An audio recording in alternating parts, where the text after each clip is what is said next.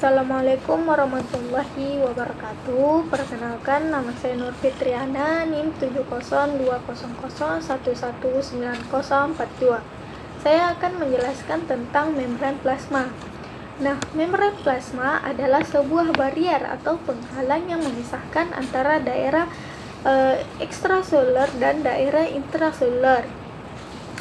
Membran plasma ini disebut membran semi-permeable atau selective permeable, artinya dapat ditembus oleh beberapa jenis zat tertentu. Selanjutnya yaitu konsep struktur membran plasma. Nah, dalam buku Tortora menjelaskan bahwa membran plasma seperti lautan lipid yang di dalamnya terdapat beberapa jenis protein. Bagian lipid dari membran plasma itu seperti sebuah lautan lipid yang bergerak. Terdapat protein-protein di atas membran plasma. Protein-protein tersebut dapat dianalogikan sebagai perahu yang sedang berlayar di lautan.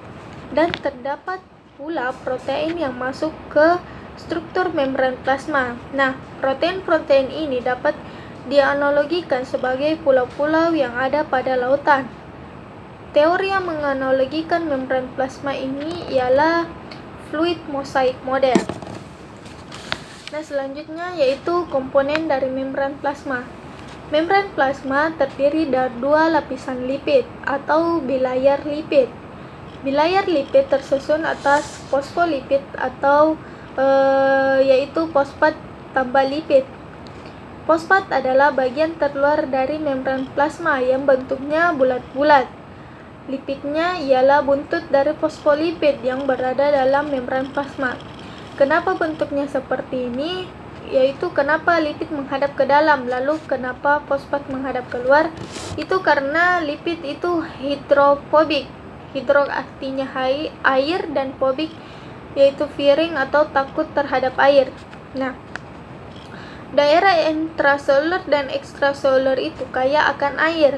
Jadi lipid akan berada di dalam struktur membran plasma karena mereka tidak bisa berkontakan langsung dengan air.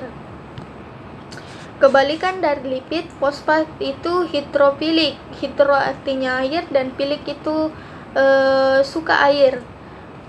Oleh karena itu